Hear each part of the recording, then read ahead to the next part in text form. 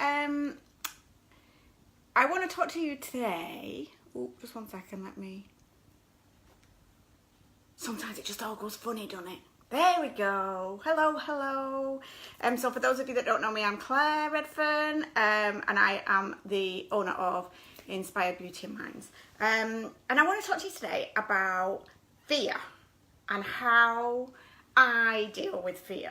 And it's I've got my cup of tea, as is customary on a Redfern Live. I do like a cup of tea.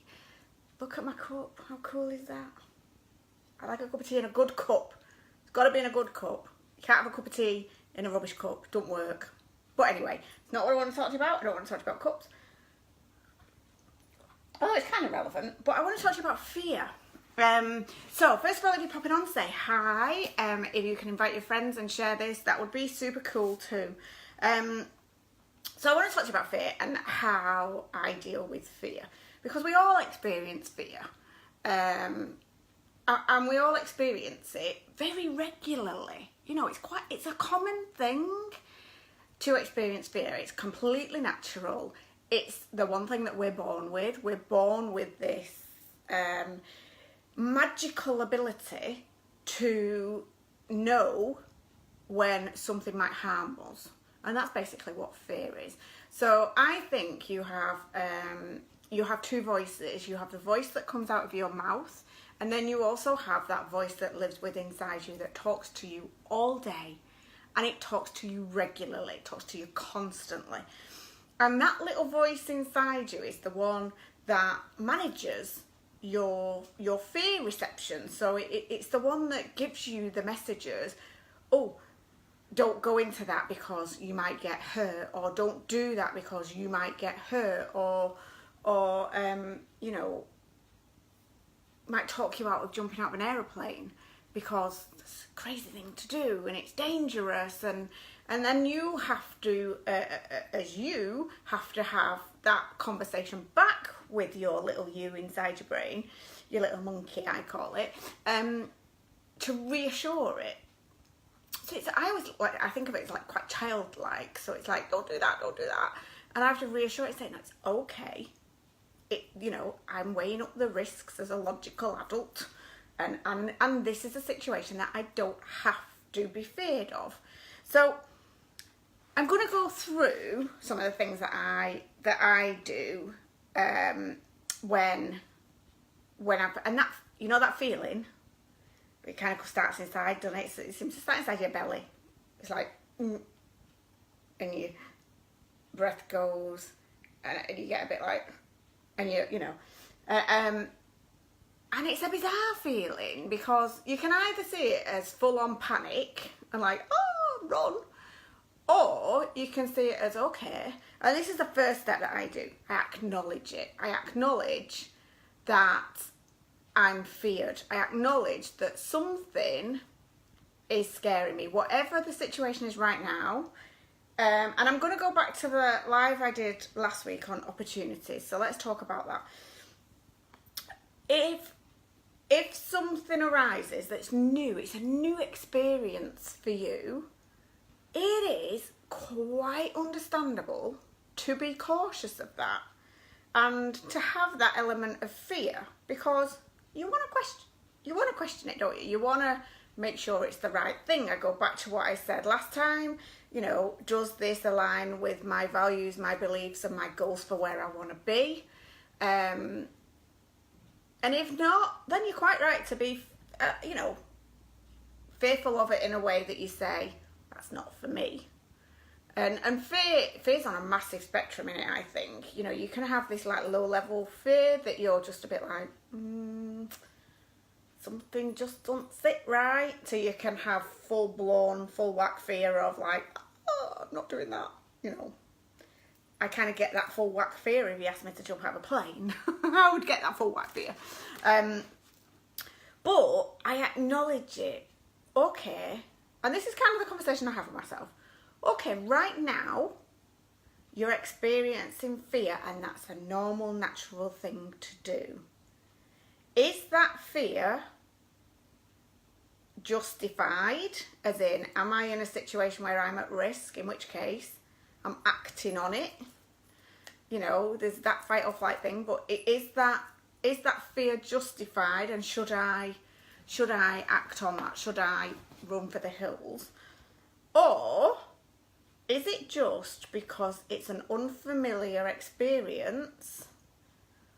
Or, because there's a little bit of a slash on there, or is it because my own self-limiting beliefs are telling me that I should be fearful of this?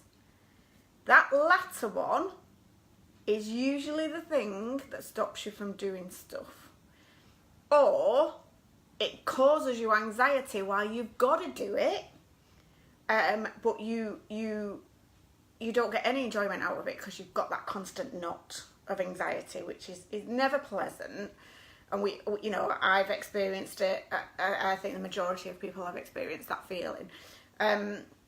So I'll give you an example. At the moment, we're going through a massive period of change where I work, and that is always, without doubt, one of those experiences where you get that knot. Now, I embrace change. I am one of those very, very few people, bizarre people, like me, but I am one of those very, very few people that really enjoys change, and I need change to happen quite a lot because it energizes me. So I get really pumped up by change.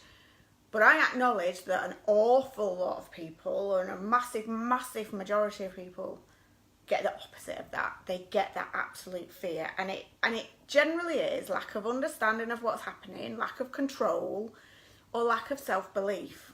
And that whole, I can't do this, I can't go through this, I can't learn, and it is that voice that's telling you that, because actually the chances are it's not true. And that comes back to the second thing. So I like to challenge it. So I like to acknowledge it, and then I like to challenge it. And it's a dead simple question. Is this real? Do I need to be scared in this situation?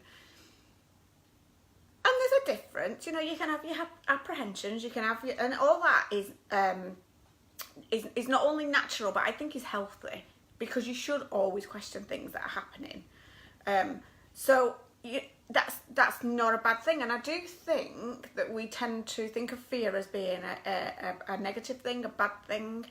I don't. I see it as actually being quite a positive thing. I see it as being something that either I can overcome, or something that actually is probably going to be quite exciting. And that's why I feel that fear, because I've never done it, or you know, they do say that the good things are on the other side of fear. It's outside of my comfort zone. If this was my little box of happiness, it's over there. But actually, it could just make my box a bit bigger, you know. So I do think, and one, I'll come back to that bit, but one of the things that I like to do is I like to write it down. So once I've acknowledged it, and I've questioned it, because I need to question it first, because if my fear is justified, I need to do something about it. I haven't got time to wait. So I need to question it. Is it justifiable? Is it should I be feared? And then I like to write it down. And the reason why I like to write it down is because I find it weakens the argument. Now, the reason why I say this is because when you write something down, and I'll do another post on journaling at some point, but when you write things down and you read it back, you generally find it's not as bad as what you thought it was. And sometimes you just have to get it out. You just have to... And the best way I find to do that is to write it down, because I spoke about this last week. If I share my fears with other people and they happen to be in the same situation as me, I'm projecting my fears now onto them, and I don't want to do that. So I write it down first. That's not to say that I don't talk about them with other people. I do, but I talk to them once I'm a little bit clearer in my head about it. So I like to take the scare out of it. I like to take the scare out of it by writing it down. I tend to, I wish I brought a pen with me, but I tend to like to write it down in the middle of a page, and then I like to spark things that, you know, like mind mapping, where I'll break it down a little bit. And when you break down fears, they're not scary anymore. Does that make sense? The other thing that I like to do is, if I am going to work out all the negative permutations of what could possibly happen relating to whatever, that is the air freshener, if you can hear that, relating to whatever it is that I'm going through, if I can work out all the negative things that is going to happen, then I'm going to work out all the positives. So if you're going to compare, anything ever, you need to do it both sides. So if you're going to compare you against someone else and they're like your idol, you need to compare the other way. So you always need to be the balance in the middle, because that's a perfect place to be. And if you're going to compare the worst things that can happen in this situation, you need to compare the best things that could happen. And actually, once you start doing that, generally your fear will tilt to one side or the other, I find. And that is, it sounds simple, but it takes practice. I will say that it's taken me, I would say, over the last couple of years I've been working on this quite a lot, and it does get easier and you get quick at it. You get really quick at it. Do I need to be scared in this situation? Do I need to, is this my little monkey mind that's talking me out of something because I don't, it's my own limiting beliefs, or is it a real dangerous situation that I need to get myself out of? Am I going to get hurt? And sometimes I'll be like, no, it is my limiting beliefs that thinks that this is going to hurt me. And I still feel a bit scared, but I know I'm safe. What's the worst thing that can happen? I say that to myself all the time. What's the worst thing that can happen? So coming on live doing videos like this is quite nerve-wracking. And, you see loads of people doing live video streaming and you think, oh God, they're so confident. I couldn't do that. They're so confident and so brave. I couldn't do that. Oh, no. But actually, most of us, the majority of us, before we go live, talk ourselves into going live. Because before you press that button that says go, we have all those conversations in our head. Nobody's going to watch. People are going to laugh. People are going to talk about us. I'm going to be rubbish. Nobody's interested in what I've got to say. When I do makeup videos, I'm always like, I'm going to end up making a right mess of it, and people are just going to think I'm stupid. All them conversations we have with ourselves, right? The majority of people that go live. There's lots of TV presenters that say that they suffer with terrible nerves before. It's just fear. But we have learned to just walk through that fear. There's no point getting over it. You've got to go through it. So we learn to get through that fear, because actually, what is the worst thing that can happen? I cock up and I make you laugh. Well, that's not a bad thing, because laughing's good for you. And I love to laugh at myself. What's the worst thing that can happen? People call me nasty names. Well, that says more about them than it does about me. So when I very first started doing this, and I wrote down that fear, these are the kind of things that I was writing off this. Well, people might laugh at me. And then off that, I would say, well, you know what? They're not my kind of people. Because I wouldn't do that to somebody else. Or I might be boring. Yeah, but lots of people, when I talk to them, say, oh, you really helped me. And if I can help just one person, and there's 200 people watch this video and I just help one person, then that's good, right? So I have been here working through that fear.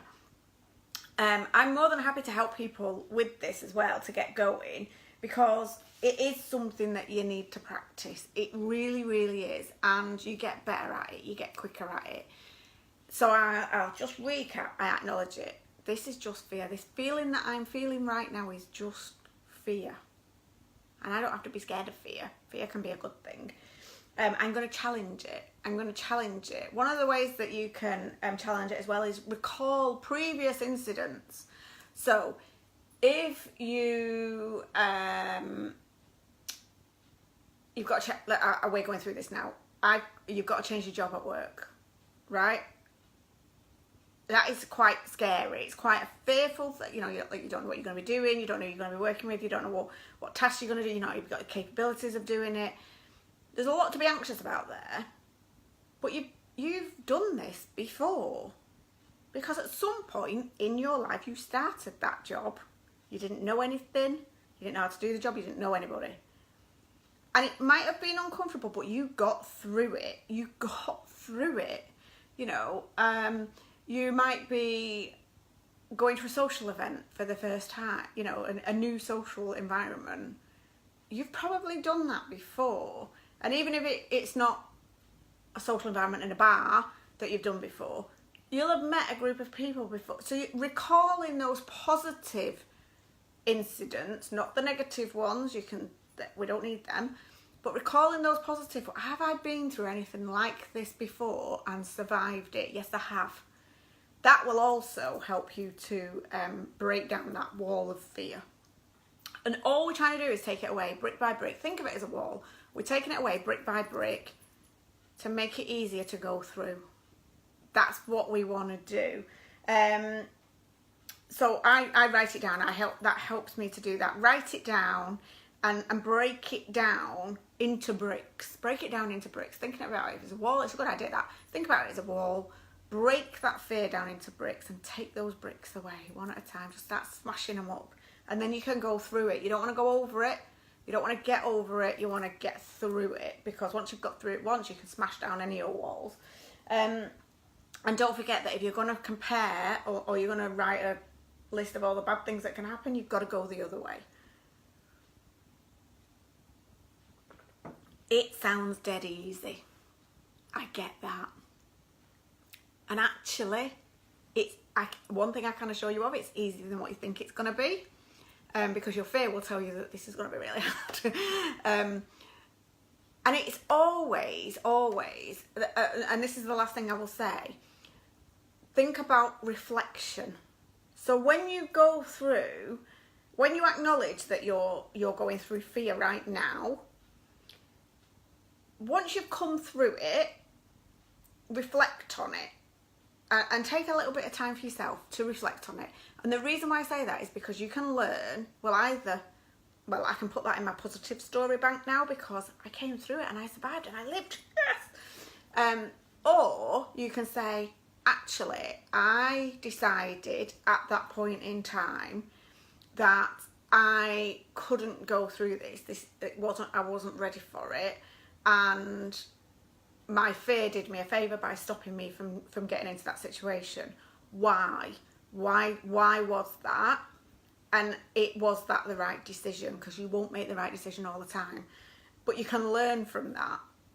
So for me, either way you come through it, you've got to, once you've got through that other side of the wall, just take a stop, think about it, because it will make future challenges much, much easier for you.